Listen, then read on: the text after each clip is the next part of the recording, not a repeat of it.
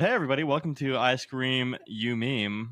We back at night, as you can see from JD at night, and yeah, but it's gonna be more structured than our last night episode. It is. It is. We did research, we wrote the scripts, we did our usual thing here. It's just a different time, and our new time because we're gonna be recording at night from now on. Shall we?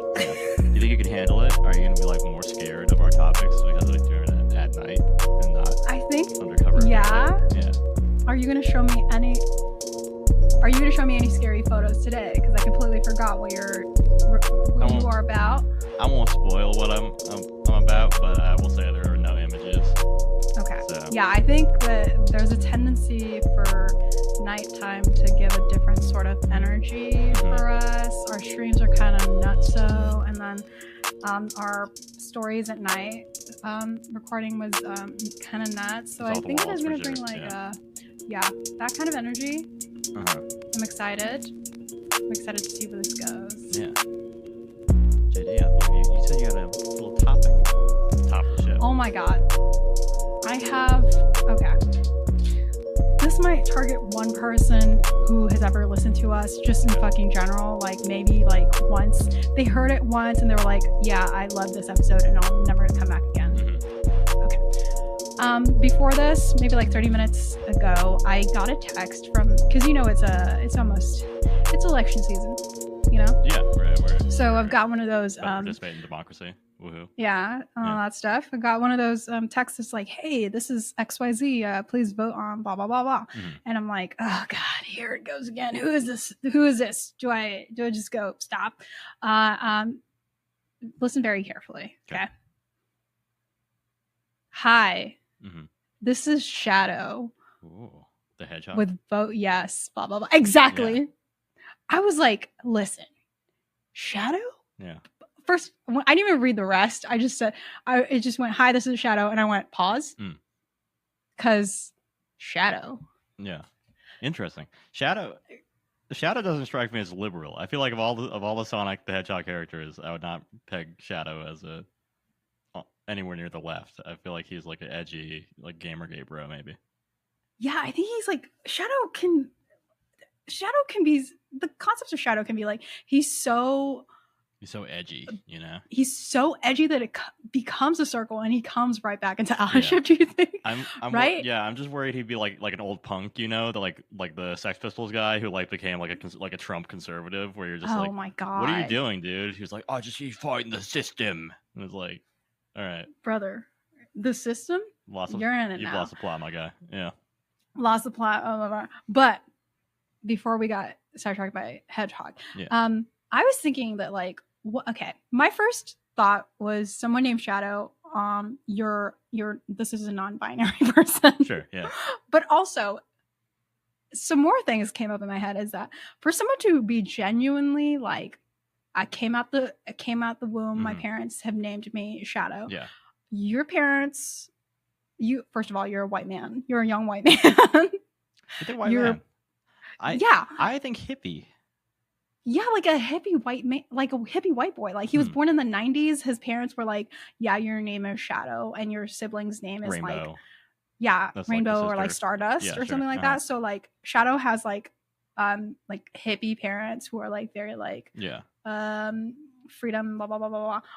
Or second option is like non-binary, or the third, which you already brought up, is that Shadow the Hedgehog is asking me to vote to give more funding to Planned Parenthood. So I don't know which three of those things is my favorite option, but I do think that there's a great potential in Shadow the Hedgehog, like polling for people. I feel like now that you've said Planned Parenthood, I think like Shadow the Hedgehog probably, does have, I think he busts inside. I don't think he's yeah. Do you think very cautious with it? Yeah, like we said, like maybe he's so edgy that it's come around into a circle that he is now like sort of accidentally like he's trying to limit the number of like hedgehog. What are pups? I have no idea. Into the world.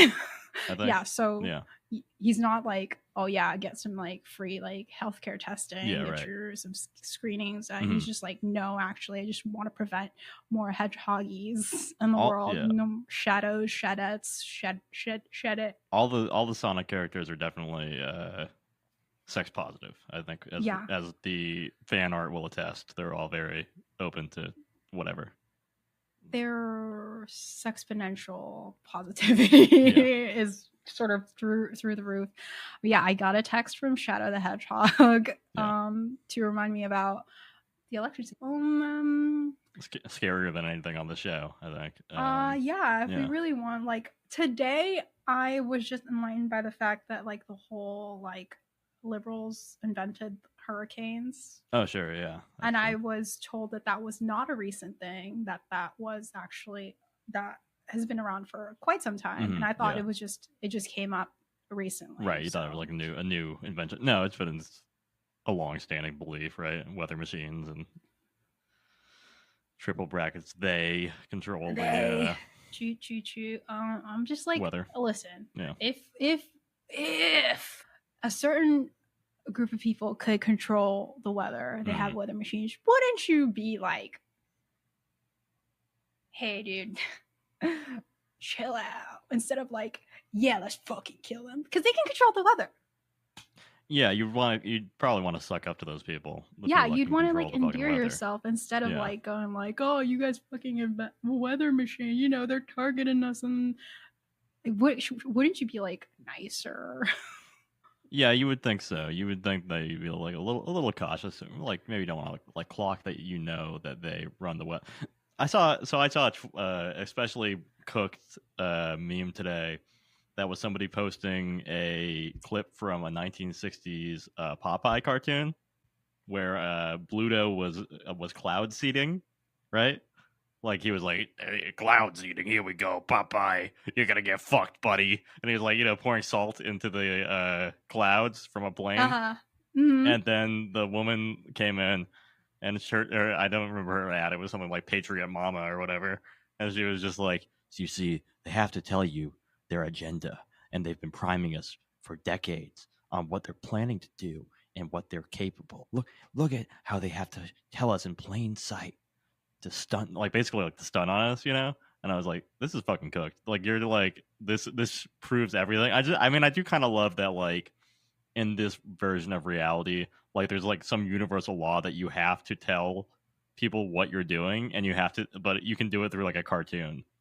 Like 1960s Popeye is not even like prime Popeye. That's not like the golden era of Popeye, I think. An adult person. Yeah. Presumably with children, given Patriot Mama. Oh my god. Definitely homeschool kids for sure. For sure. The kids have been unschooled. Oh, yeah. They have been #unschooled. As the mother has as well. There's definitely a lot of unschooling going on. No, the one that I sent you this morning, which was the like portals and the I love being a silly guy who doesn't know shit, but I just say that.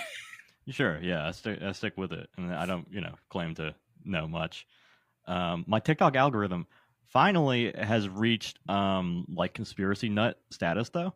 Like just today. Just today. I don't know if it's because I've been watching more stuff about like, weather events and hurricanes and like various, storms going on around the world. I've been like interested in that, but I've been getting a lot more conspiracy shit about like lost civilizations and, Project Animal AI, just like random letters and numbers that people like to put about, like real kind of schizo post shit. So I guess there's a pipeline there that I was unaware of like watching like videos by meteorologists be like, so this is like what this means by pressure to like, so this is why everything is a lie, and the reptilians in the center of the earth are actually setting us up to watch us tear each other apart for their own entertainment, and the aliens are going to come, like that kind of shit. So it's kind of what I mean. That's what you'd expect somebody that hosts this podcast TikTok algorithm to be, and so now it is. So what was it previously? Wasn't it just be like alpha male No, my TikTok algorithm was never that bad. It's always been kind of nice. Like, I think it's definitely like more reflective of my interests than my Instagram algorithm, because my Instagram algorithm is all like, you're the lone wolf stalking his prey. The prey is women, and they you know, like that kind of shit. Like real kind of Andrew Tate-y, creepy, weird dude shit. I don't spend too much time on Instagram, so I think that's part of why it is like that, because a lot of it just immediately descends into like, you know, like guns, right wing shit, red pill shit, and just like sometimes like straight up like race science nonsense. Like that's all like phrenology on Instagram in 2024. Yeah, like phrenology and like, you know, like, yeah, real like the demographic shifts are happening, and they're bringing them here to replace the white children, and you're not having enough. I'm just like, I don't care about this shit. I just, please stop. But then you get into this thing where it's like, if you report anything, then it's like, oh, but you interacted with it, so like clearly we're gonna give you more of this shit. You know? Yeah, I have been utilizing the not interested or do not show me this ever fucking again thing on Instagram, because I am on Instagram more than I am on TikTok, because I no longer have a TikTok. Yeah. I have access to the ISYM thing, but my Instagram feed right now is just like variations of like, I just want to be part of your symphony. Sure, right. And then like that, like the one that's like it's like random ass like joke versions of the POV that's like POV like you like ignore him at the mall, and then like him, and he's like he snuck into your bathroom to like growl into your towel. Okay, yeah, gotcha. So you've got a very refined yeah, real page. A very refined one. I get a lot of the pesto child baby. Oh, the big baby penguin. And that's great. Yeah. So I get a lot of those, and then earrings. Okay. So that is, yeah, I have a very refined Instagram thing, and you get a lot of what I see sometimes, because sometimes I'll see something and I'm like, Ben, this is you. I particularly targeted you recently on accident. Oh, I know. Yeah, I'm happy to see any reels you share.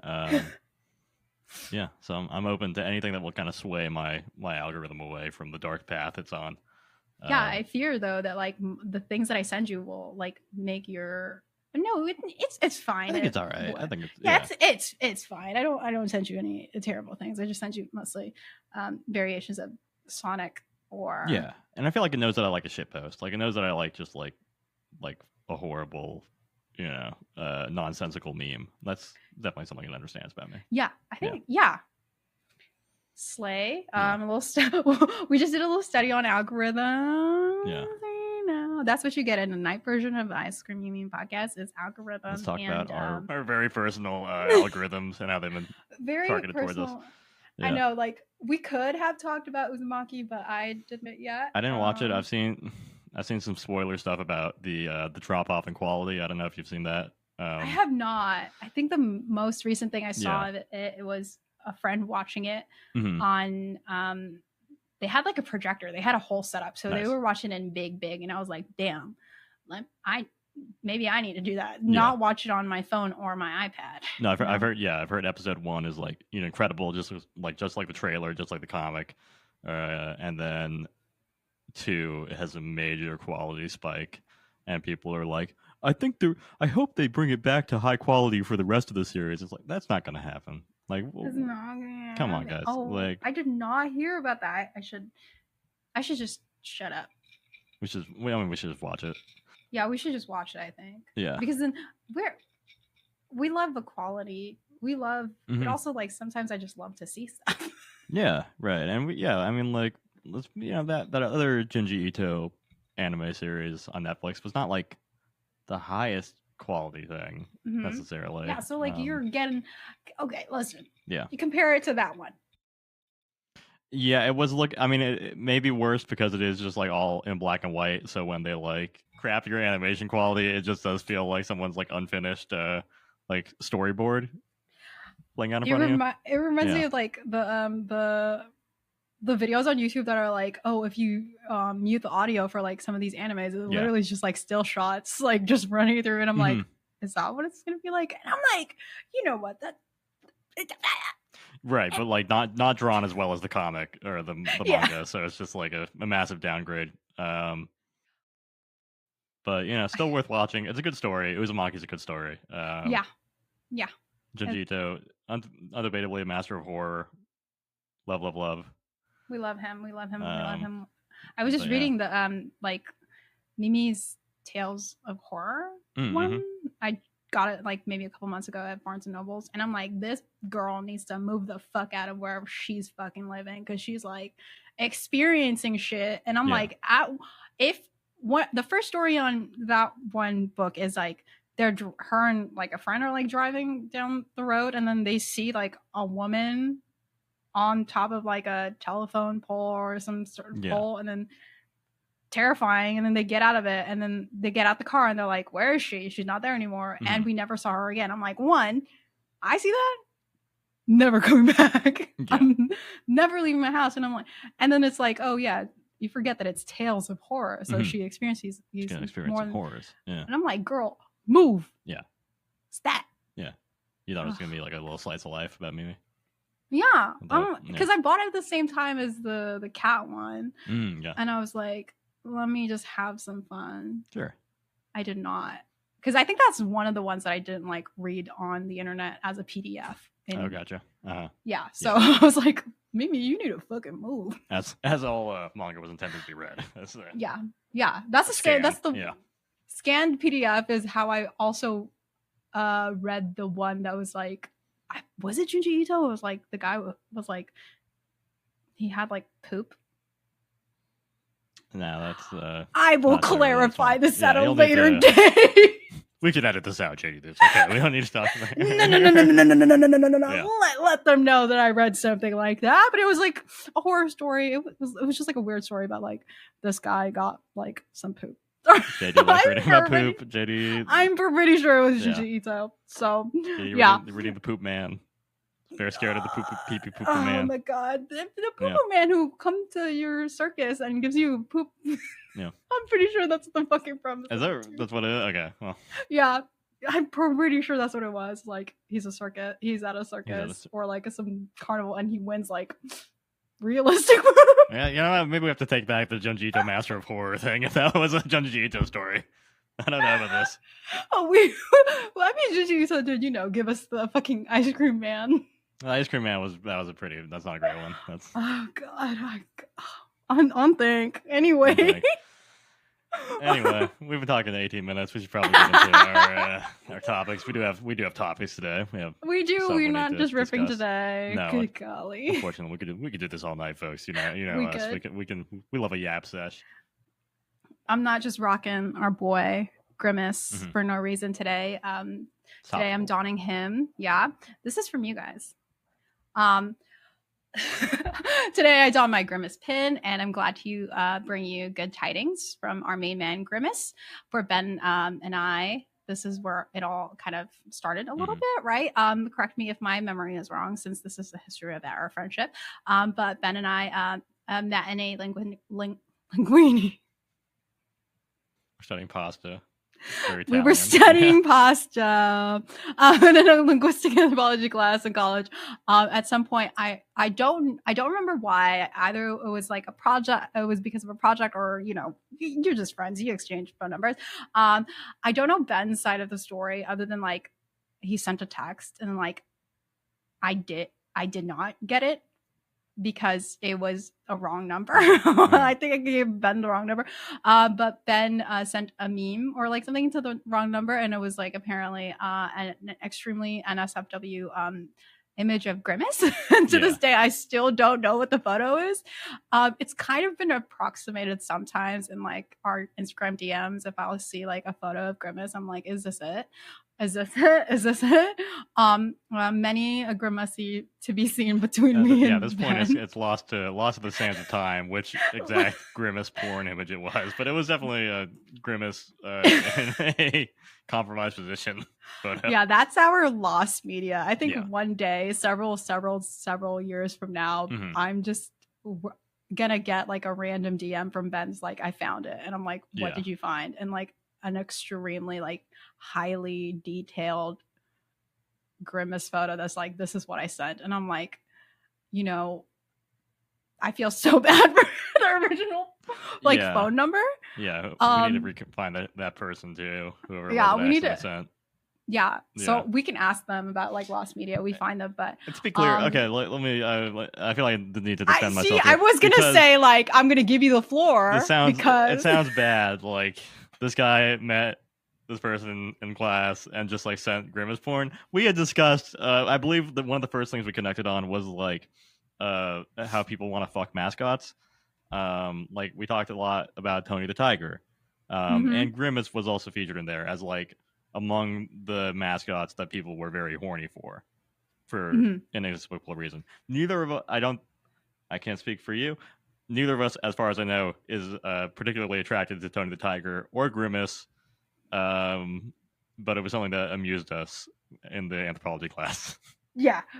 So it wasn't just like I met this person for the first time. Here I am. I'm going to send them like a Grimace image. Zero context. I think I would have loved to receive it and to know what the photo was, but as we said, this is going to be our personal lost media until we remember. Because like my phone number is like several it's a lot of the same numbers over and over again. So I get where it would have gone wrong. I was like, did you? Okay, this is a long shot, but like. You send the text and then you don't get a response from me. Yes. Well, were you like, Jamie? I was just like, I guess I'll just never bring this up. I think that was like my first instinct was like, well, okay, our friendship is over. I guess I'll just pretend I don't know them anymore. Like, we'll never speak of this again. Oh my God. We sat next to each other in freaking linguistics class. Yeah. I think it's so funny if I really wasn't that kind of person. I was just kind of like, yeah, I think about that. And I was like, end of story. No ice cream you mean podcast. No nothing. Yeah, no. That's it. Guys, really, a lot of stuff would have not happened. Eventually, we got the right numbers exchanged, and then 9 years later, here we are. Jesus Christ. Anyway. Now that we've got the history out of the way, let's go full Grimace. Introducing everybody to the Grimace. If you're just familiar with him, just kind of as like an image, right? And this one, he's consult the video. Please consult the video. I've got a pin from Benambia. It's Grimace with a knife on a skateboard. According to the McDonald's wiki, our boy Grimace is Ronald McDonald's BFF. The body is round and purple, and we know him as a bipedal big boy. But did you know that at one point, our man had 4 arms and 2 legs? He was handsy, right? Mm-hmm. Did I know that? Yes, I did, of course. Did you? Wow, we have a fucking connoisseur here. Yeah. See, the Grimace, it's a mess, okay? Yeah. Oh yeah. As an almost 30-year-old, I remember the days before the corporate grays of McDonald's, the smell of old ketchup, the kids staring into the slide, not giving a shit that someone might come down the slide feet first at them. The kid who hogged the steering wheel next to like the plastic dome and kind of like captained the whole thing, like they owned the whole playground. And the kid who wanted you to go into the ball pit, and then like just general yelling as everyone kind of risked hand, foot, and mouth disease for some reason. So, the McDonald's play place, bring that shit back. There's a McDonald's it's near. Never coming back. It's never coming back. Like I thought it was like the last bastion of McDonald's playground play place things until we drove by like maybe 2 weeks ago, and it was like a big square gray thing, and I was like, no one wants joy anymore. Yeah. This is basically like sad beige. All the colors are gone, all the vibrancy. Yeah, they're just like, it's okay. Like it's a corporate McDonald's now. Like what the fuck is wrong with you? I mean, they were disgusting. They were horrendous. Like there's no way they were cleaned as much as they should have been. I remember there was like one time when I was in one and there was like a puddle of piss inside of the like one of the bubble things, and all the kids were just like crawling around it. It was just very unsanitary. Yeah. The worst I ever experienced was just like food in like the pit and like the slide, or if you go down the slide and then you encounter like a little jammy mess, you know, that like someone went down there with like ketchup or sweet and sour sauce or some shit like that. But yeah, growing up, I remember mostly Grimace, the Hamburglar, Birdie, the early bird, and ACAB Officer Big Mac. For some reason, I do not remember Man McCheese. Like, was he way even before my time? Because like those were the ones that I remembered, right? Ronald McDonald, Grimace, the robber man, the bird lady, Big Mac man. Hamburglar had more staying power, I think. Yeah. Hamburglar, that thief man. Well, to me, he just comes off like, sorry, France. Comes off French. He's very mime coded. I think it's fair to say. Yeah. Yeah, mime coded, French coded. You know, same difference. You know, according to the Grimace official fan club, which we have to join someday, Grimace was introduced in November 1971 in his weirdo form. Originally, he seemed to be a bit of a demon called the Evil Grimace. Stole milkshake sodas from people at McDonald land, different from what we know of the man now, right? So we're now in a time where Grimace is a bit of an icon, but how did he become that? Then again, we are ahead of the curve as people. We loved him before everyone else knew of his shape, the body that he is in was loved by us way before they knew of how well he could shake that ass. Look at us, innovative, blah, blah, blah, blah. So now that long ass intro is out of the way, today we're going to talk about the Grimace Shake phenomenon of 2023. And you might think, again, JD, how come it's not scary? Relax. Anyway, late stage capitalism scary. It's like yeah, like you took away his extra arms. Yeah. Why? Capitalism. Okay. So in June of last year, Grimace took over the McDonald's socials to announce that he will be making us all celebrate his birthday.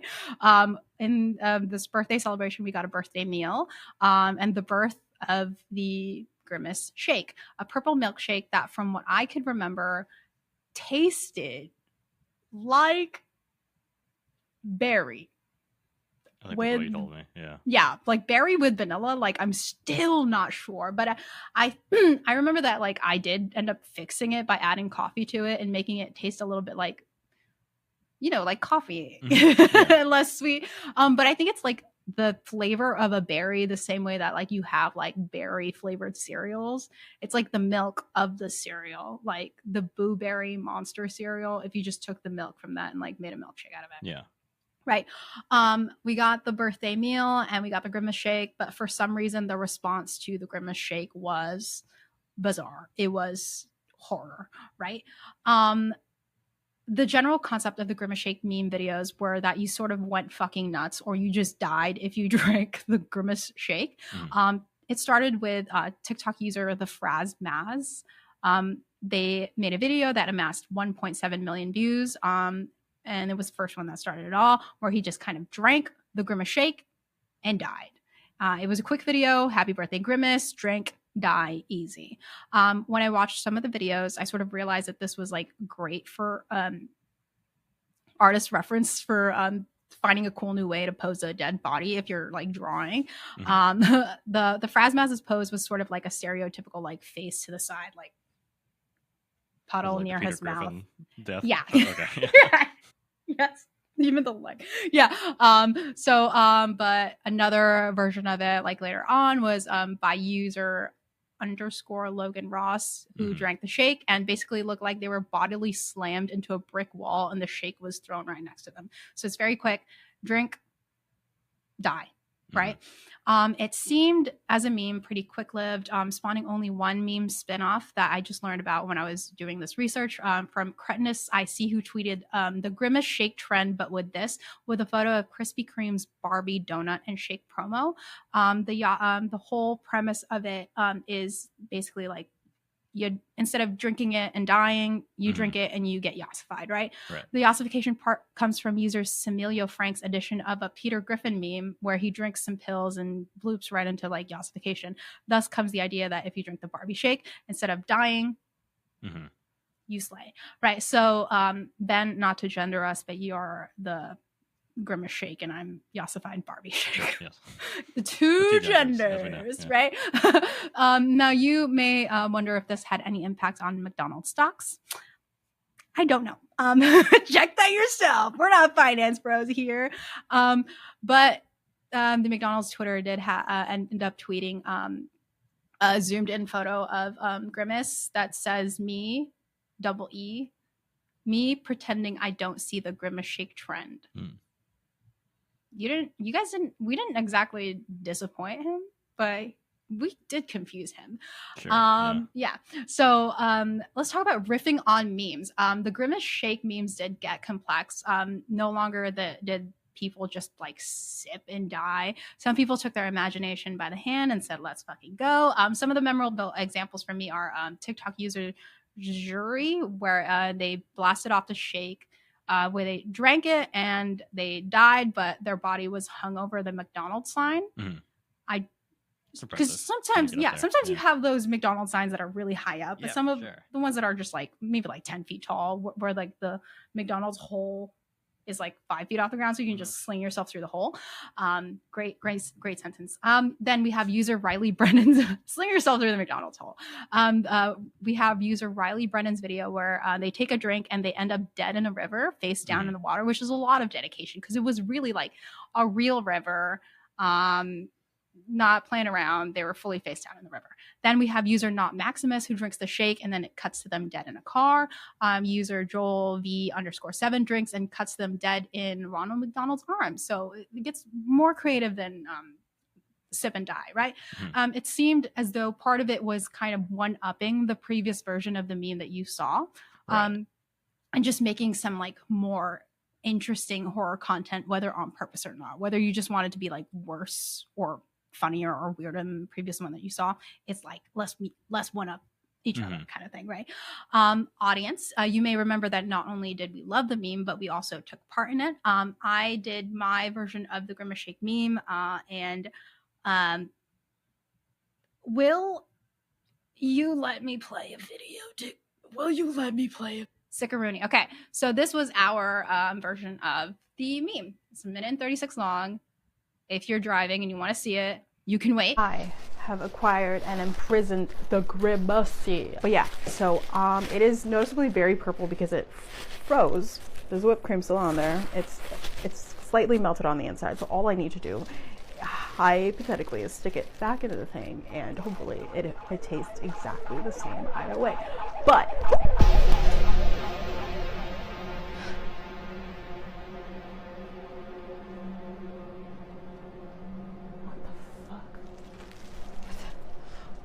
down, please. What the fuck? You don't. The berry. The huh? The berry. Dude, what the fuck is that? They call this the taste. The what? Once you get a taste of him, you just change. Okay. When are you from? Tomorrow. You're off from work today. Don't let anybody else in this house taste it. Okay, I promise. Garbage for this. Oh my god.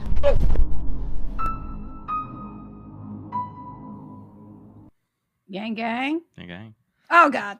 Let me just say, one of the best things you've ever done. I think that's an incredible video. And eat shit, everybody else. That's how it's fucking done. Hugely underrated, I gotta say too, in terms of hugely underrated.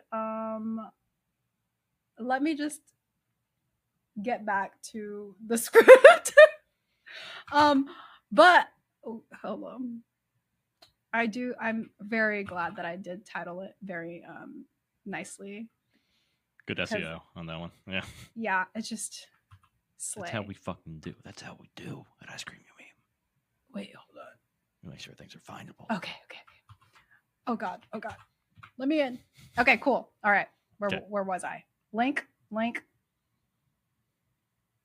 Okay, so that was my version of the Grimace Shake meme video, and we're not gonna get donked for the audio on that because I did composed all of the music and background sound on it. So slay as usual. But one thing I did notice that I didn't notice when I watched it again recently is I fucking imprisoned the Grimace Shake in a bag like a maniac. I think it was just because... Was it because it was in the freezer?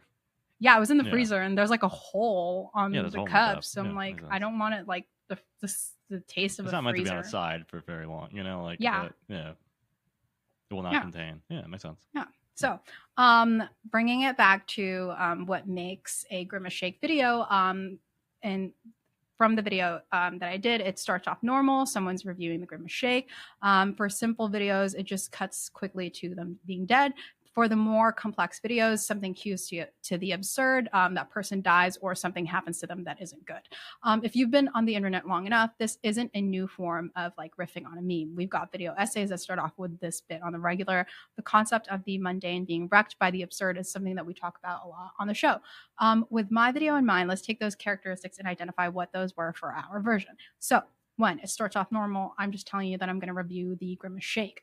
2, this one is a bit on the more narrative side, so it's not like I'm gonna drink it, I'm gonna fucking die. This one, something cues to the absurd. There's a typical horror movie thriller sound sting that I made in Logic Pro. Slay. And then once the absurd is cued, we find that it's me from the future coming to warn me off of drinking the Grimace Shake. Then we have someone consuming the Grimace Shake, and there's a negative result, which is me of the future who drank the Grimace Shake and experienced the taste of the berry. And I pull my hair down back and I show the patch of purple skin. I warn myself in the current time, and I succumb further to the taste, and the notes of Cassie's Me and You play in the background hauntingly like I'm Jordan Peele or something. So as someone who has been on 30-something episodes of the show, we can kind of say that we know how horror works, right? Just from all the reading, but also just like off the 30-something-ish, below 30.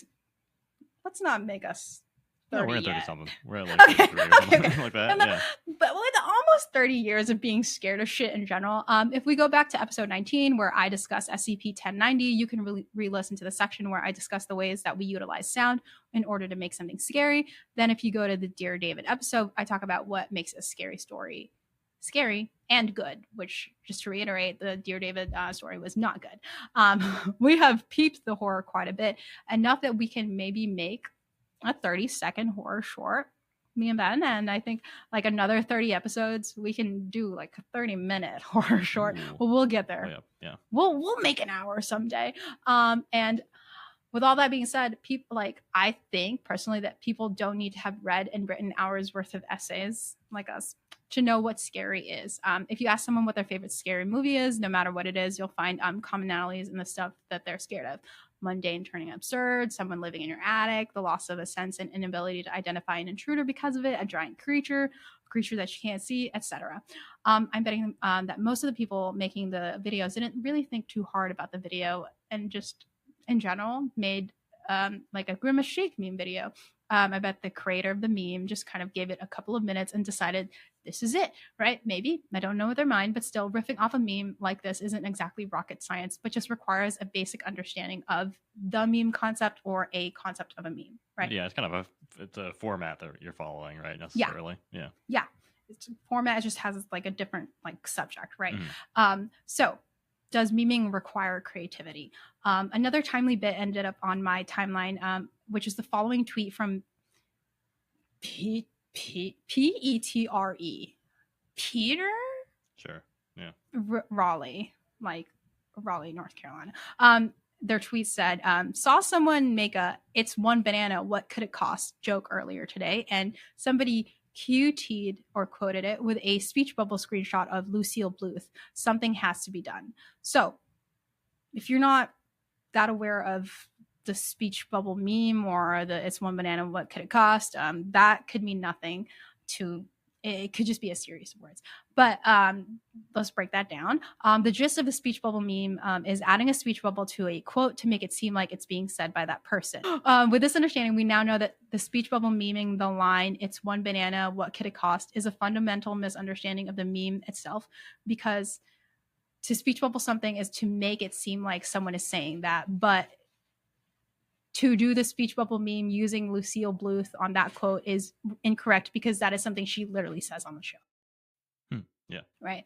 It's no longer the meme format, and which is like, you know, blah blah blah saying this. It's now literal. So this is when someone's like, open up the schools, this is what they mean.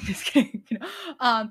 I would argue that some meme making requires creativity, like an understanding of comedy or satire and knowing the characteristics of a meme, but not always like subconsciously, right? Like you send a friend a meme that you made, you're not like, and now I must place this exactly here for it to be the funniest thing ever, right? Sometimes you just say something and you just screenshot something and you're like, this is going to be a hit in the group chat. It's a little shorthand that you can kind of use to like assign more meaning to like a response you're giving someone, something like that. Yeah, right. Yeah. So you need some things sometimes to make a meme, but it's not always like subconscious. So take, for example, the Save Me White Girl meme. This meme is a series of 3 tweets that go blank, save me, blank, and save me blank, right? I've redone this meme a lot of times by just adding the word like antihistamine to it. So like my version is like antihistamine, save me, antihistamine, save me, antihistamine, or like making fun of like a friend who's deeply interested in older men. So I just put like salt and pepper haired old man, save me, salt, pepper, like that kind of thing, right? It may not be the funniest stuff like for everybody else, but it's like funny for me. One, I'm a deeply allergic person. And also my friend is deeply troubled by older men. It's worked for the context that it needed, right? I had the syntax of the meme down and I could go in on it any way that I wanted to. I didn't need to sit there and go like, the syntax of this sentence, it must say antihistamine as opposed to Benadryl, because saying antihistamine is actually inherently funnier than saying Benadryl or Zyrtec. You know, I didn't really think about that. So in the case of the Lucille Bluth misuse above, maybe you could potentially use a speech bubble meme of an incredibly out of touch YouTube influencer or actor who doesn't seem to understand the nature of a shopping mart as what is it? Bill Gates, just like somebody that's you get a Bill Gates saying like, it's one banana, what could it cost? Yeah. That is using the meme correctly, not directly using the person who said it, right? The more complex versions of the speech bubble meme often riff on unsuspecting tweets and require some knowledge of a character and their attitudes and the way that they speak. Like maybe again, like how I use the Save Me White Girl meme, right? I used it directly with a friend. The context exists between the two of us. However, if you were to do something within like a fandom, so you quote tweet something that you think that Tomie would say, and then like the people who know the characteristics of the Tomie character and the things that she's done would be like, oh, hell yeah. But other people might be like, I'm sure this is funny to somebody. Right? Just like the Grimace Shake meme riffing can be as simple as sipping and dying, or being visited by future you while Cassie plays in the background as you succumb to the taste. The Grimace Shake, while quick, left an impact on us for some time. Grimace shot to popularity. More people got into the absurd side of memeing. Grimace themselves turned a blind eye to the chaos.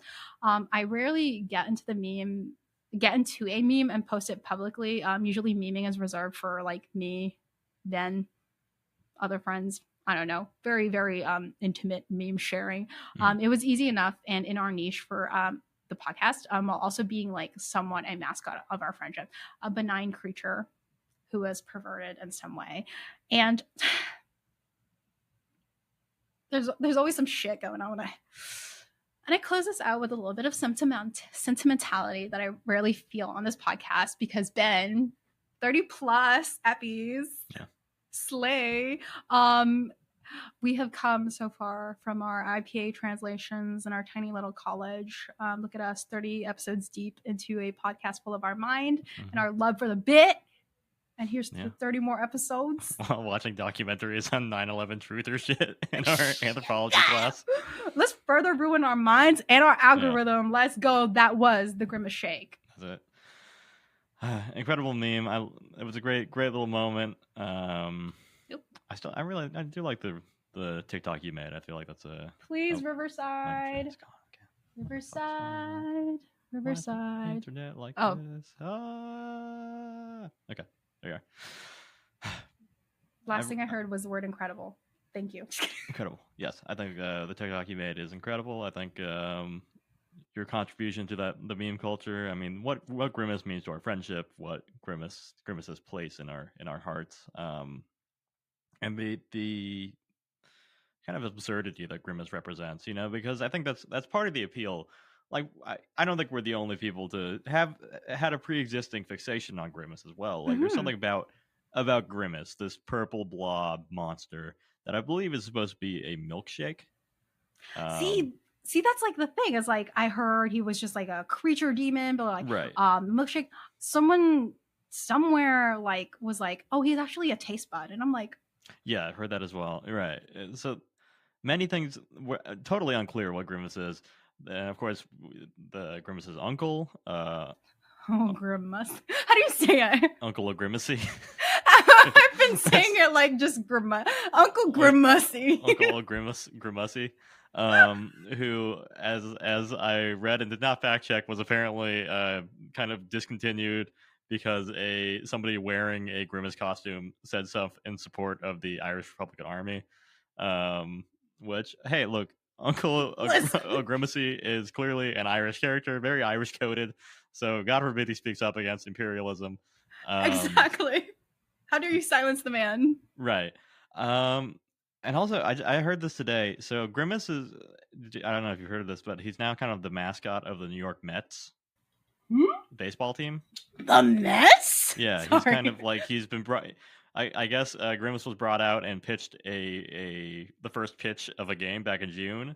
And since then, the Mets have gone on to have like a huge winning streak. And now he's kind of the unofficial, like he's the mascot. Like there's a guy in a Grimace costume that comes out at a lot of Mets games now. Why did it have to be the Mets? That's something I'm really fixated on. It's a strange, yeah. I mean, obviously, I don't think there's any New York Grimace connection. There, I mean, obviously, I think McDonald's is kind of like just American culture, if anything. I don't know where he's from, and it's not just a global thing because it's McDonald's and it's like everywhere. Even though it started in California, right? I don't know. I know about. I think it started in like LA. I believe it's like a SoCal thing originally, but not that it has any association with California at all anymore. Yeah, it doesn't have like the hey, we're in and out, and we are from California. Or from California, right? Yeah, it's very like international, Mr. Worldwide type stuff. It's as as broad a base as possible, unless you're Palestinian. Maybe I'll cut that. But yeah, I mean. Yeah, I guess just Grimace is just a strange thing. Like there's a hold that Grimace has on our minds because I think it is just like this unknowable entity, We've known about Grimace for a while. Yeah. He doesn't talk, right? I don't think so. I don't think he talks. So. No. Do any of them talk? Probably Ronald talks, right? Mayor McCheese talks, I think. Sure, he's the mayor. You'd have to, you have to be an orator to be elected in McDonald land, I think. Yeah, so is the hamburger actually a mime? Is that why? Like, I could track. I mean, the Hamburglar's head is a hamburger, correct? No, it's not. That's Mayor McCheese. That's Mayor McCheese, yeah. Yeah, the hamburger was just a dude, just it's like a French. Yeah, dude. A guy who just has a hat and a mask and. Yeah. He could just be a mime. That's possible. He could just be a mime. McDonald's land. I mean, yeah, McDonald's land as a whole is just like a strange thing. I mean, like Ronald McDonald is one of the most recognized characters in the world. I think he's like right behind like Santa Claus. He's like, but yeah, with our hatred of clowns, it's just it is strange that that's who has persisted for decades. I think I don't even see Ronald McDonald as a clown anymore. I think he's kind of transcended it to just it's like, oh, that's Ronald McDonald. Like he's not doing clown shit. Yeah, he's not. Yeah. He talks. He just has a regular guy voice. Yeah. There was also the nighttime. They've had some weird mascots. The nighttime guy, Mac at Night, right? Oh yeah. Yeah. Like the moon saxophone player, very Bill Clinton coded. Yeah, God. just McDonald's. They've taken some swings, and now they've gone to just like corporate gray bullshit. Come on. But remember, If they, yeah, they can't like you know how like people they yassify like a mascot, Yeah. like the Quaker Oats individual man has gone through and de-aged. The Wendy's girlie is becoming kind of like they brushed her hair and her pigtails aren't so high up anymore. Like Oh, you really? can't do that to the people in McDonald land. No, and it couldn't be It's done to just- Grimace. Like Grimace is just like I think this perfect entity too. Yeah. What are you gonna do? Make him rounder? Like stop it. Yeah. Take Yeah. away more of his arms? You've taken away 2 already. Stop it. Yeah. So yeah, he's down 4 limbs. 4 limbs. God Yeah. damn it. Yeah, they should Bipedal. bring back more limbs again. I think that'd be Yeah. yeah. that'd be Listen, pretty sick. more limbs. He can steal more milkshakes and sodas. Yeah. Yeah, I mean, What's I not to guess love? the Grimace thing, I was like, oh, the Grimace. I was like, it's like a brain freeze thing. Maybe was like, I thought that at one point. But Oh, I don't think there's anything. you to know, back that up either. I didn't even think about it as like the act of grimacing at something. You're like, Right. It's a strange kind of menacing name. It's a mysterious creature. Yeah. And again, I think like there's like this kind of cultural conception that like McDonald's is like not like food. That I think that a lot of us have too, of like this mysterious substance that we're putting into us. the pink stuff from Teletubbies. Right, yeah. So I think Grimace is like a good embodiment, and like the Grimace Shake being like that unnatural purple is like a good embodiment of like this is not food. Like, what is this doing to us, kind of thing. I feel like the meme kind of feeds on that as well. Yeah, because I can't even confidently tell you that I think it's like a berry. Right. It's not like a berry. It's like Yeah. berry. The concept of a berry. That was It's purple. It's a berry. It's a berry. It's Unclear. like Yeah. unclear. Like even up to now, like I tried to remember the taste of it, and I'm like, Yeah. hey, it was berry. Yeah. It's not. It's very was- artificial flavor. Yeah, you could be like, Yeah. it's mixed berry, and I'd just be like, I believe you. I just don't have anything to say. Yeah. It's mixed berry. You mix those berry. Go ahead. Whatever. You know. But It's whatever, dog. here's to you, Grimace. Happy birthday. Happy birthday. Yeah. You're forever in our hearts and gang. Thank you. Thank you, Grimace. You brought us together. Mhm. And now let's get into part deux. Or what is the Joker sequel called? I think it's Folie à Deux, right? Folie à Deux. Folie à Oh my Deux. god, yeah. So this is going to be the musical portion. Let's written song. go. So it all starts, as all good things start, on Facebook. On the night of June 27th, 2019, in Bakersfield, California, the City of Lights, 21-year-old Maddie Roberts, who ran a Facebook page called Shitposting Because I'm in Shambles, decided to shake up his format of posting. Instead of his usual spunk bobs, the horrible CGI of the first Sonic movie trailer, or the white lady pointing at the cat at the table meme, he was inspired to do something new, something different. But before we get to what Roberts posted, I think we kind of need to lay out the groundwork for what's going to come. Because Roberts' mind was expanded from listening to a little podcast called The Joe Rogan Experience. And in particular, a interview with Bob Lazar and Jeremy Corbell, where they discussed Area 51. So he began to play with the form and the content of his shitpost. And again, we need to kind of establish for our non-US listeners here, what is Area 51? Let's get into the lore of this. So Area 51 is a highly secretive United States Air Force facility located in the Mojave Desert in Nevada on a dry lake bed called Groom Lake. The site is part of the Nevada Test and Training Range, a series of sites for testing weapons and training military personnel. These desert test sites included some locations where nuclear weapons were tested back in the day. So one theory for why the site is named Area 51 has to do with these tests and the designation of the site on Atomic Energy Commission maps. It seems like Area 51 was never used for nuclear weapon testing, and its primary function has always been as an airstrip to test planes.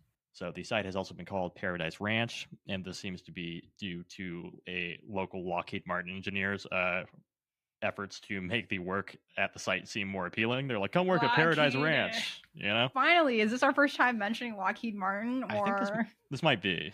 So, oh, welcome. Yeah. Welcome, Lockheed Martin. We're gonna, it was also called Watertown, and this is attributed as either an homage to a piece of shit Alan Dulles, who was also getting his first, one of the Dulles brothers, CIA guys, birthplace, Watertown, New York.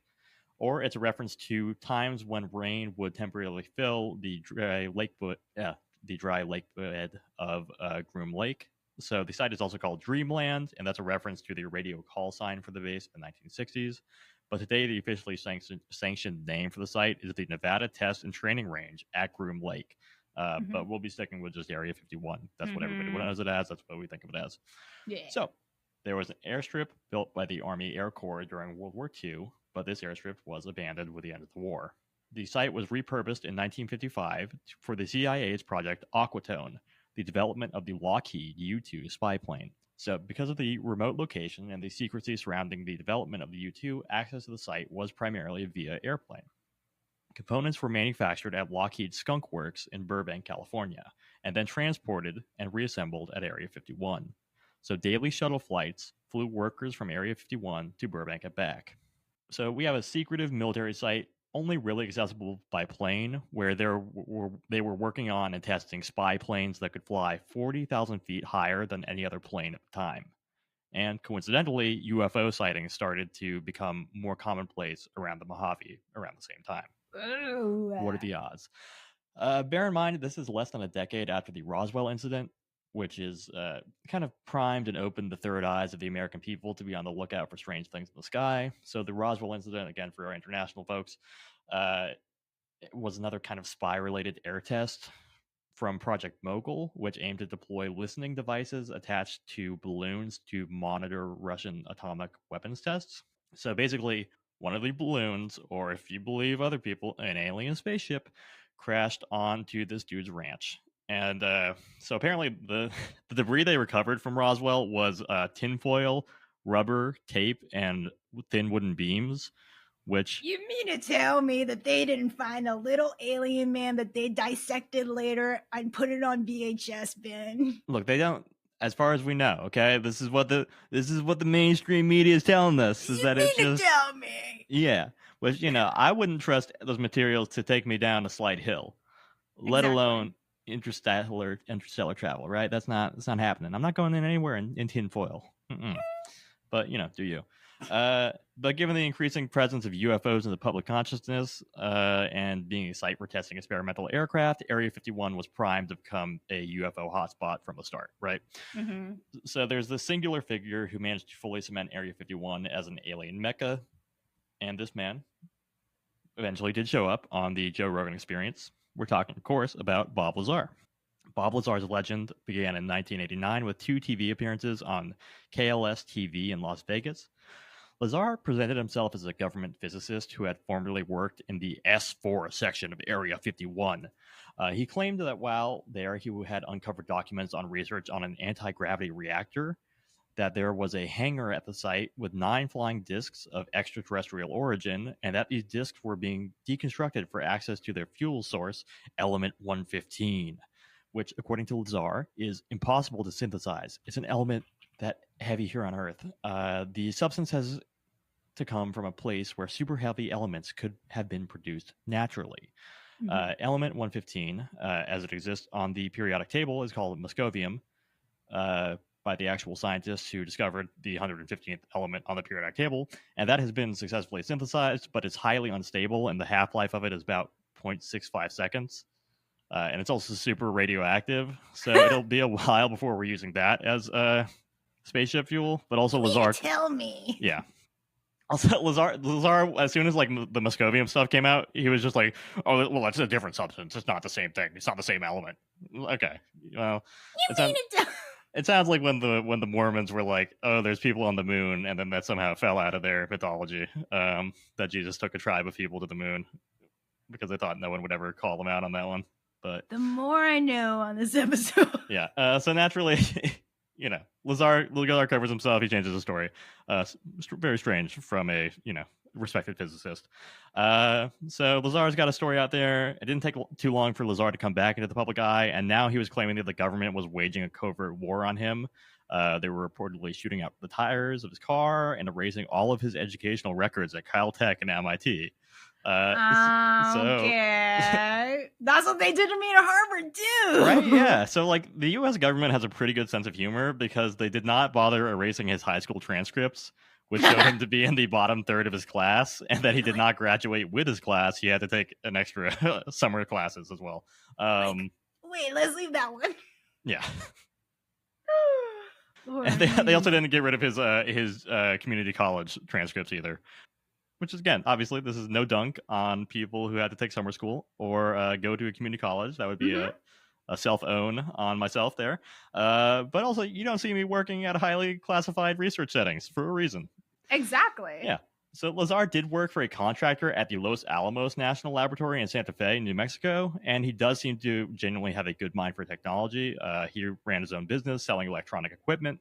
But when he filed for bankruptcy in 1986, just 3 years before his bombshell TV appearance, he described himself as a, quote, self-employed film processor, which is a slight downgrade from physicist working at a secret government lab. But, it's just a cover story. We can't really say for sure. Yeah. Sometimes you have, parts in your resume that's like... It's classified work, okay? Yeah, I can't tell you. I can't. I'd love to tell you, but I just can't. Exactly. That's why, and I had filed for bankruptcy on my camera equipment store. But Lazar stuck around. He kept mostly quiet after the second TV appearance, and he spent another couple decades in the technical equipment game. But then he was kind of brought back into the public eye in the late 2010s for two intertwined events: a documentary, or I would dare say, a film by Jeremy Corbell, the director of Hunt for the Skinwalker and Patient 17. Okay. He's also the self-proclaimed sensei of what he calls quantum jujitsu, which I think I'm going to have to look more into in the future. Ben, you need to get on that. I got to get into that. Exactly. The videos on his YouTube channel about that are all from like 15 years ago, but I'm sure if I reach out, I could probably get like an instructional DVD or something. It's all like energy manipulation, martial arts stuff. It's great. So the documentary was called Bob Lazar, Area 51, and Flying Saucers, and it mostly functions as a retelling of Lazar's story, but it also uses the second contemporaneous event of the 2010s, which was an FBI raid on Lazar's business to lend credibility to the claims of the documentary, right? And also just add drama to the documentary. In the film, the viewer is led to believe that the feds were raiding Lazar's business to find his secret stockpile of element 115. However, according to the Michigan State Police, the investigation into Lazar had less to do with otherworldly elements and more to do with the death of Janelle Struzel. Janelle Struzel died from thallium toxicity in 2015. Thallium is often used in the manufacturing process of electronics, glass, and pharmaceuticals, but it is toxic and also extremely difficult to detect. Bob Lazar's company sold thallium at the time, and law enforcement had reason to believe that the murder suspect in Struzel's case had purchased thallium from Lazar. So the raid aimed to find thallium and question Lazar on who he had sold thallium to. There's never been any evidence or implication that he was involved beyond potentially selling thallium to a potential suspect. But Lazar and Corbell, with an eye towards promoting their film, pushed the narrative that the raid was about his secretive work at Area 51 and the search for element 115, which he had bravely stolen from the site. And the murder investigation was just a cover story to mislead the public, which of course it was. There's always something, right? Well, call me misled, because to me it seems a little bit more likely that they were using the raid to get free publicity for their film. But obviously, dear listener, you can make up your own mind and leave a comment below. Free thinkers. Don't get mad at us in the comments. Don't engage with our video, please. Free thinkers when they see our videos. I hate to see us mush-brained soy jacks up here. With our Area 51 intro and a brief look at the esteemed guests of the Joe Rogan Experience set up now, let's go back to 2019 and Maddie Roberts. So Roberts was inspired by the powerful brain trust of Bob Lazar, the sensei of quantum jiu-jitsu himself, Jeremy Corbell, and Joe Rogan, probably high in poppers, allegedly. He carefully decided to craft a Facebook event titled Storm Area 51. They can't stop all of us. The description stated, If we Naruto run, we can move faster than their bullets. Let's see them aliens. The event was set for September 20th, 2019, just a few months out. The first few days were calm. Robert said in the first 3 days, only 40 people added themselves to the event. But less than a month later, over 1 million people marked themselves as attending. And by mid-August, a combined 3.5 million said they would either go or were interested. And this was not welcome news for the people in the census-designated location of Rachel, Nevada. Mm-hmm. Rachel's population floats just around 50 people, and now they were facing a potential flood of millions. Rachel does not shy away from the Area 51 Association. The only businesses in the, air quotes here, town are a gas station called the Alien Cowpoke and a motel restaurant called the Little Alien. Residents of Rachel began to prepare for what they saw as an all-out assault on their town. Jorg Arnu showed Vice News his collection of high-powered flashlights and radios he was distributing to neighbors in case any of them were overwhelmed by the sheer mass of humanity that seemed was coming to the town. But Alan Burton, the frontman for the band Wiley Savage, saw the story of the raid and had an idea. He reached out to Connie West, the daughter of the owner of the Little Alien, and pitched the idea of setting up a stage in the parking lot and putting on a concert around the raid. Connie was open to the idea, and they began to plan what they called Alien Stock.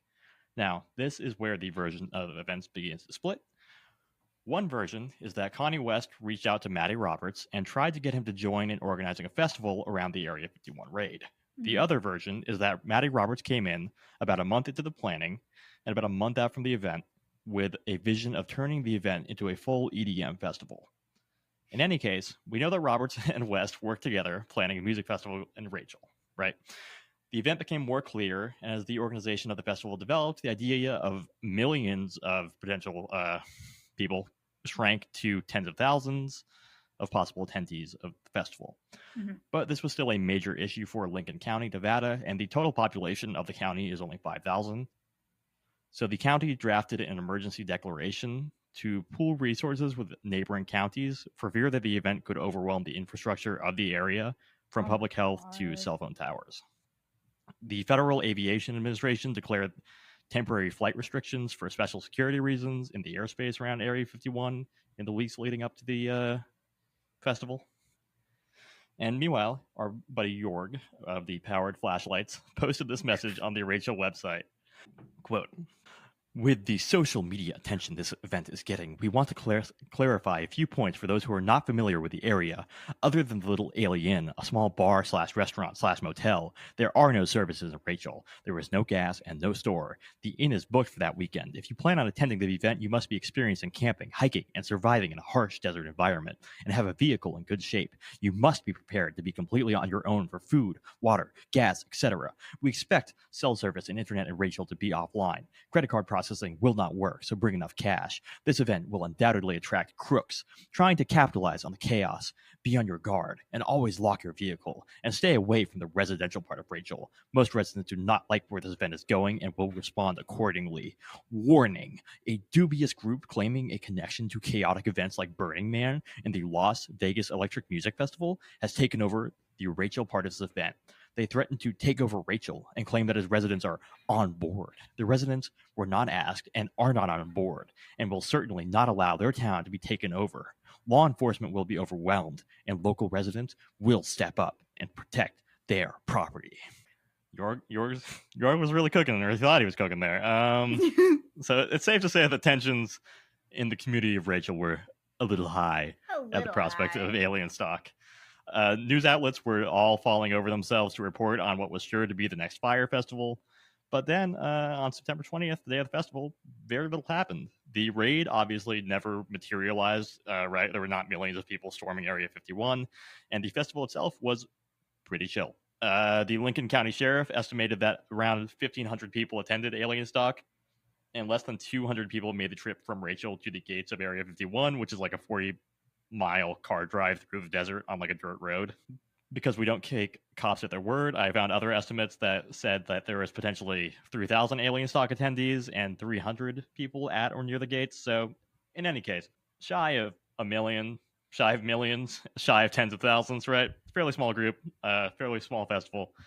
There was gathering around 40 people at 3 a.m. on September 20th at the gates, but after a stern warning from security, they all left without any issue.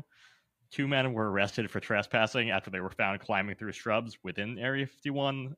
There were a couple of other arrests for crimes ranging from public urination to indecent exposure. One 60-year-old woman was given the option not to be arrested, but she insisted that, quote, it's what I really want. So 2 people were unfortunately in a car crash, and one of them required an airlift to a medical center. But because the county was on emergency alert, the response was unusually fast for the middle of the desert. Zeke Spector of Vice described the event as feeling like the opposite of Fire Festival. There was a lot of preparation for what turned out to be very little attendance. But that doesn't mean that people didn't have fun. Attendees reported really enjoying their time at the festival and spending time with other UFO fans. And that's great and all, but come on, everybody was expecting a disaster in the desert. Woodstock 99, Firefest, Alien Stock, that seems like the natural third entry there. But in truth, I think, if anything, it could have been even more of a success if it wasn't for the drama behind the scene. Because, like I said, a lot of people were expecting it to go poorly, and that included Matty Roberts. So 11 days before Alien Stock, Matty Roberts dropped out of Alien Stock and instead decided to throw his support behind Area 51 Celebration, a complete competing concert event set for the Las Vegas Event Center, sponsored by Bud Light. Roberts said, quote, "We foresee a possible humanitarian disaster in the works, and we can't participate in any capacity at this point. We are not interested in, nor will we tolerate any involvement in a Firefest 2.0. Roberts then hit Connie West with a cease and desist letter, which included this, quote, "You aggressively attempted to take complete control of the event, an event that indisputably is only occurring because of my client's ideas and intellectual property. Furthermore, there is no gas or readily available food within 50 miles of Rachel, Nevada. You also failed to provide any plan for security, medical services, and adequate insurance. You did not provide my client with the details or explanation as to how Rachel, Nevada could support or withstand the influx of people expected, and accordingly, my clients refused to hold Alien Stock at your property." West went on and threw a hyphen into the festival name, so it was now Alien-Stock, so as to avoid confusion, and they just kept it pushing. But Roberts spent the 11 days leading up to the event dragging Connie West and Rachel, Nevada, and trying instead to drive people to the Alien 51 celebration sponsored by Bud Light. Roberts claimed that this would be the first Alien 51 celebration and that this would go on to tour the country. There were 10 cities on that initial list, but the event was so poorly attended that there was never another. Oh my God. Connie West fired back her own legal notice, alleging that Roberts had pulled out of the event unlawfully. In interviews, West described having to mortgage her house and business to support the event. She also revealed that Roberts received a $70,000 sponsorship from Pornhub, which West alleges Roberts kept for himself. We don't know exactly what happened in the legal battle, as the details of the settlement were kept confidential, but we know it was found in favor of Connie West. West described the event as a success in 2019 and planned on following the event up with Alien-Stock 2020, but for some reason that never happened. Now, still, COVID notwithstanding, I found a website called noalienstock.com with the exact same 1990s web design aesthetic as Jorg's Rachel, Nevada website. Jorg, or whoever it is behind the scenes of this website, is very upset about what they call, quote, the original 2019 disaster. And there is an update from May 2024 reading, "This website is dormant for now, but make no mistake, if there is ever another mass event planned in Rachel, this site will be back with a vengeance. Our group will fight it with whatever it takes." And this kind of makes sense a little bit because of the massive emergency response, it's estimated that Alien Stock wound up costing the county $300,000, which makes it kind of unlikely that the county will approve future events. And also the town of Rachel kind of had to foot a lot of that bill. So they didn't get an upgrade to their highway system that went through their town because of all the money that went to the Alien Stock event. So since 2019, there's been meetings of a couple dozen attendees at the Little Alien every year to celebrate the anniversary of the event, but there are no currently serious plans for a follow-up. But breaking news, in September of 2024, Pat Travis, Connie West's mother, said, "We are trying to get finances and everything else in order to get another one put together, maybe next year. So, someone's willing to give it another shot. Maybe we'll follow up for Alien Stock 2025. But I think that if that event is allowed to organically happen and the response is not informed by media and internet hype, there's no reason it should cost the county hundreds of thousands of dollars.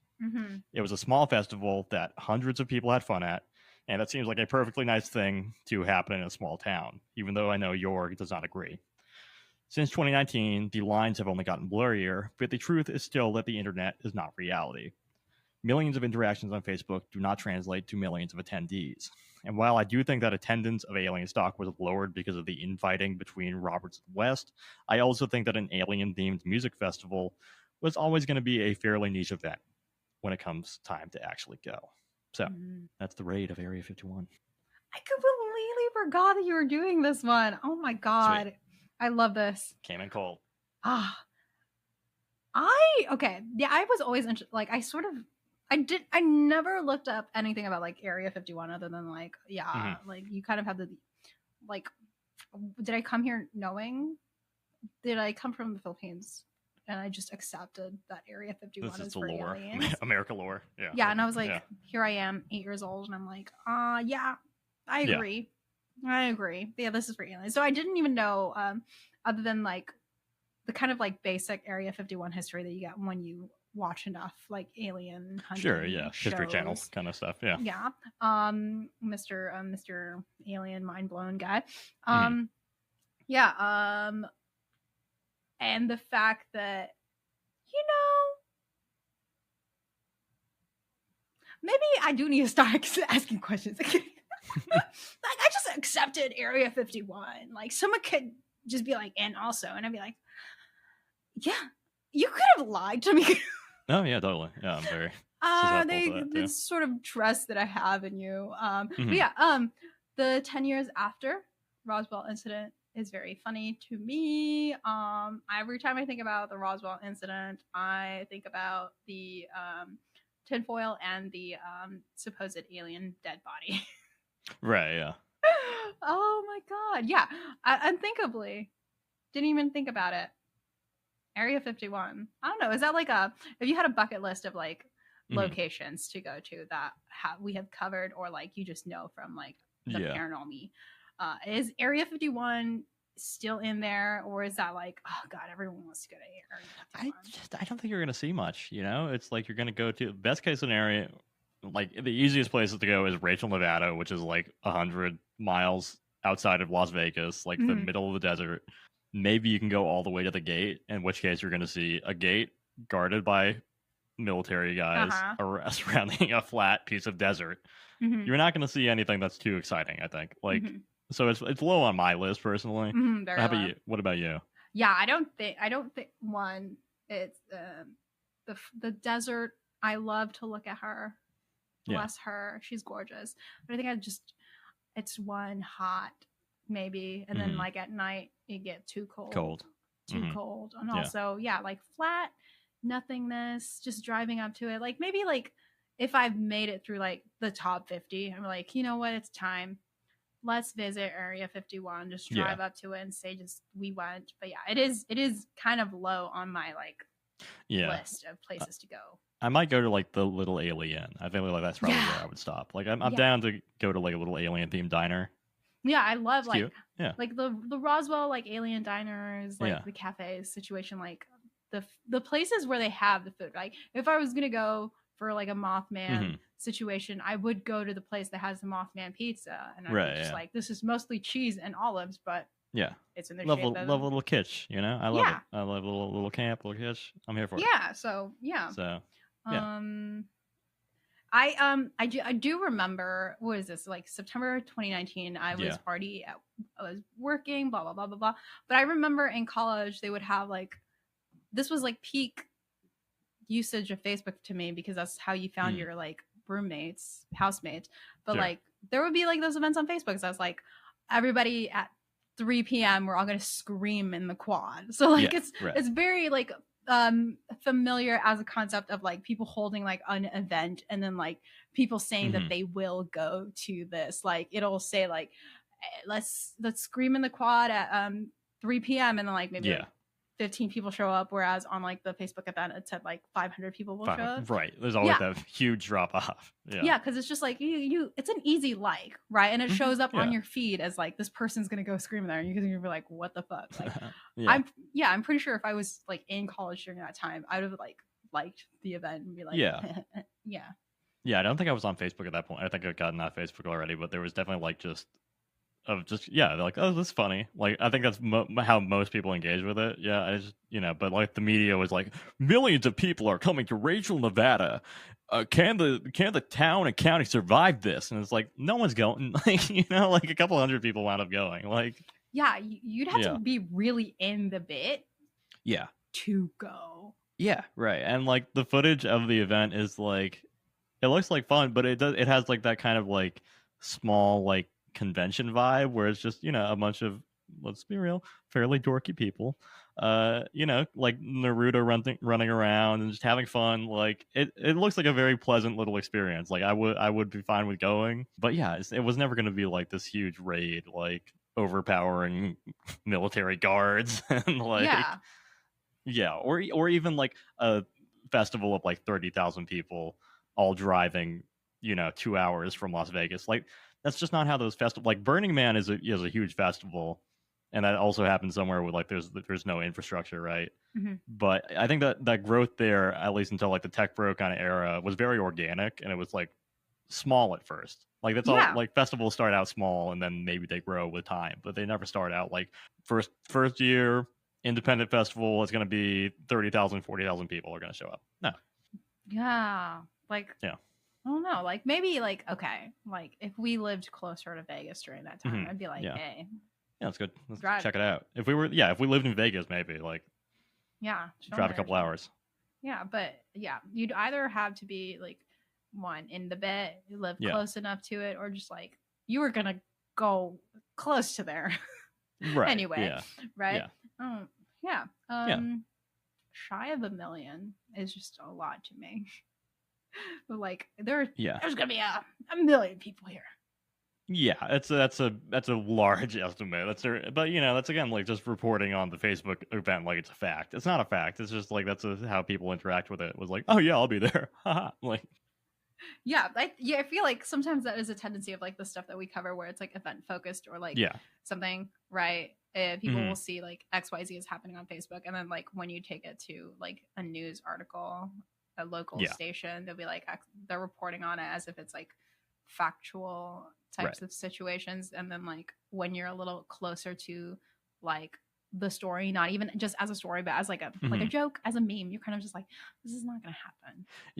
I feel like it's like kind of like that it's like an early era of like people like when there's like a news story that's like woman shares how to clean like a reporting on like TikTok or something like that, where it's like this is not reporting, like this is not, you're not really doing anything. It was just you're acting like this is like a real thing, but it's not. Like this is just a shit post. This is just like some dude from Bakersfield that was just like, this is gonna be funny, and that was, God, yeah. I think it's like a cute, cool concept, right? A little festival at like like the Mothman like yearly festivals, that kind of thing. But like you said, like it didn't start off as like a couple thou people. Like let's go to fucking Mothman City. I feel like like 1,500 people is not like that's like a reasonable expectation for what this event could have been. It's just like that I think because the media machine hyped it up so much that the like county was like, this is going to be an emergency, it's going to collapse everything, and like half of the town, like or whatever, like 10 people of the 50 were like, yes, we're going to be prepared to kill because the criminals are coming to us. We're going to be overwhelmed by thousands, tens of thousands of people. It's like, it could have just been like a nice, like, we're going to have this party in like the parking lot of the Little Alien. Yeah. Because like the footage of like the festival is like the stage, and then it's just like an empty patch of desert for the most part. It's just like it was way over organized for what it wound up being. Yeah, it could have been a little situation. Right.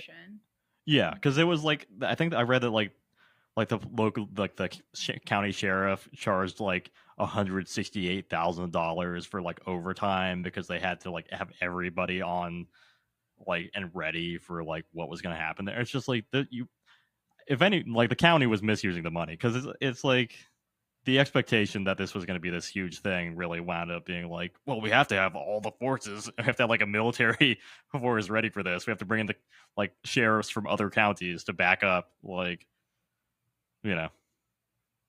They just got free money. Yeah, you know, yeah, you got $168,000 in like overtime to do basically nothing because twiddle your thumbs and shit. Yeah. Oh my god. Sit and be on phone. Be on phone, drink coffee, eat donut. Yeah, oh my god. I think like okay. We just don't have Facebook events anymore. I mean, like, obviously, Facebook has gone down the dumps. Yeah, really may I direct you to January 6th, 2021? Sorry, I meant fun. Yeah. Barring January 6th, we don't really get on Facebook and make an event. I was thinking we don't really get on Facebook and make shit up anymore, but that still happens. That still happens. This is like a lot of AI shit now. It's we have AI. Please pray for this Jesus table that a child made. A child made. Recycled bottles or whatever. Recycled bottles. This Titanic was built from 300 onions that this child did have. Yeah.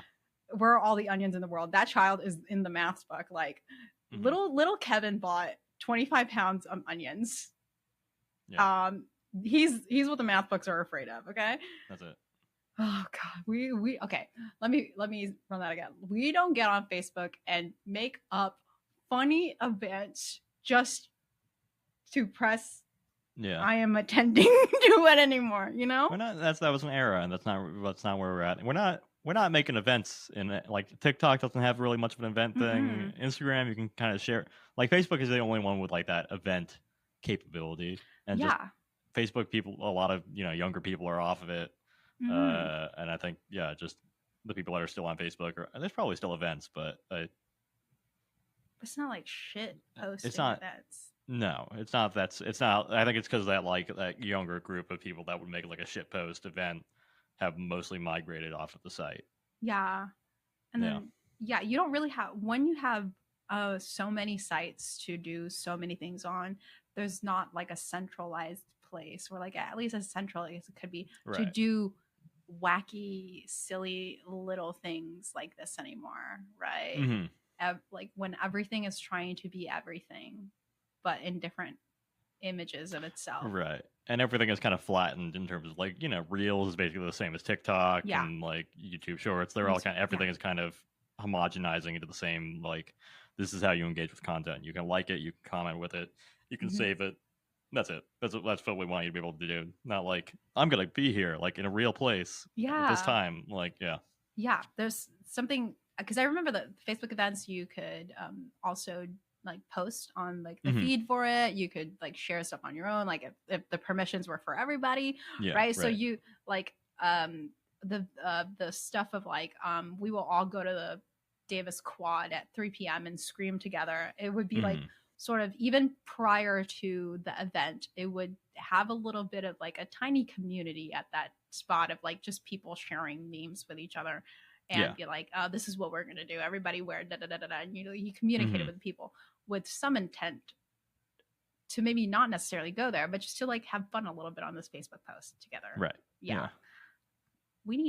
I feel like that's what we're really missing on it. That's why we're so disconnected from everybody. If I might put on my Patriot Mama hat for a minute, I think that they don't want us organizing. They don't want us out there in the streets. They don't want us like it to be too easy for us to get up, get organized, get active. And that's why they're cloud seeding and sending hurricanes to conservative states.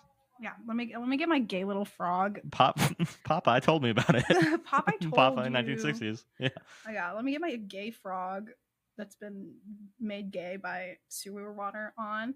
Yeah, we just don't really have cartoons that tell us that about things that are going to happen to us in the future or already are happening. Yeah. We need what are some cartoons right now? I don't know, like Coco Melon. We need Coco Melon. Yeah. To have an episode about maybe not gerrymandering. Gerrymandering. Yeah. Yeah, we need to have like the like inconspicuous like episode about like gerrymandering in Cocomelon. Like forget about like I am a Bill and I go the fucking Schoolhouse Rock shit. Yeah. Cocomelon, that shit. That's how you get the kids. That's how you get people. That's how you get them. That's how you get a complacent population. Yeah, exactly. You skibbity on the toilet. Yeah. You skibbity right on that toilet and you tell them about gerrymandering. And... Skibbity toilet, gerrymandering is good. Woke mind virus. Skibbity toilet, gerrymandering, cloud seeding. Cloud seeding kind of is like skibbity toilet if you really think about it. Cloud seeding is like skibbity toilet. I'm not as familiar with skibbity toilet lore as you, maybe. I just know it's like a Gmod thing original. Ben, I first heard the word skibbity toilet from you. Well, maybe you got deeper into the skibbity toilet than I did. I don't even know what the skibbity toilet is. You know, we're not meant to know. You and me, we're not. This is not for. That's a thing that's like not for us. You know. I think maybe we do have to do the skibbity toilet like next year. Like, man. There is something scary. Okay, let me just hold on. Let me make sure that I'm talking about the correct thing about skibbity toilet. Yeah, you're talking about skibbity toilet. Yeah, it has a little bit of eeriness to the face. There's an eeriness about it. There's Siren Head is in there, right? Basically. Yeah, so that's like, kind of it's like it's G-Man from Half-Life 2 and the Gmod, right? Yeah. So whatever you just said. Yeah. Whatever language that was. It's like there is a this is for next year. Let's put it on the docket. We'll get there eventually. Let's put it on the docket. Doesn't have to be right now. Yeah. Skibbity toilet on there. Skibbity top. Yes. Skibbity bop bop skitty dot. I feel like I'm my joints. All right, I think we're cooked here. I think this is weird. This is the end. Please look forward to more of this sort of insane feeling. This is how it's always going to be from here on now. Oh God, morning to really we were confined by the light of day. Yeah, it's like the night. You know, night conceals the world, but it reveals the universe. You know what I mean? Yeah, like, this is whatever language. The cosmic. Yeah, I think. Yeah, okay. Energy is flowing. Yeah, I think we really are. I think we see shame when we are being lit, but when the light hits you, we're like vampires, basically. Yeah. So now that it's dark, we can basically just really go off. It's just we can really, Can I make a matrix joke? I don't know. Throw those glasses on. Yeah. Oh, those glasses on. Would you pick? Do you want the red pill that is Dayquil? Okay. Or Zyrtec? It's white, so it's a red and white pill. Red and white pill. Let's do Zyrtec. Is Zyrtec non-drowsy? Zyrtec is non-drowsy. Okay. I used to take. I used to have to take 2 Zyrtec a day, so I would be on 20 milligrams of. 20? Wow. Off the disease. Before we go, Yeah. Some of these Benadryl are crazy, and let me fact check this shit, because I could be misremembering it, but why did I imagine seeing like 50 milligram Benadryl? 50 milligram Benadryl? That's crazy. I was reading. I was like, "What is extra strength Benadryl?" I was like, "It can't be 50 milligrams. That's like." But I think it was 25. But my brain just went. Yeah. If you take 2 of these, it's 50 milligrams. That's how you see shadow people. That's how you get there. That's how you get there. Like you can't do it with the tiny pink ones that are just 10 milligrams. You got to do the white ones that are 25, and you add them. It's 50 milligrams. 50 milligrams. 2 pills. 2 pills. Enter the Hat Man. Hello. Hello. Sleep paralysis demons. Which come. Sleep paralysis demon and friends at that point. Yep. This is all I know. This is all you know. You're what is it? Happy true friends, but now it's like happy Benadryl friends. There we go. Jesus. to ourselves, as always. ISYM at night. Part deux. Folie à deux. This episode, as the Hamburglar would say, au revoir. This episode was written and produced by Ben and JD. For all our sources, please head to the website in the description below. If you'd like to reach out with a comment, suggestion, or share an experience on one of our topics today, send us a message at icecreamumeme@gmail.com. If you like the podcast, please tell a friend. All the music for the podcast is provided by Yager Frank. Thank you so much for listening, and we'll catch you on the next episode. Bye. Bye.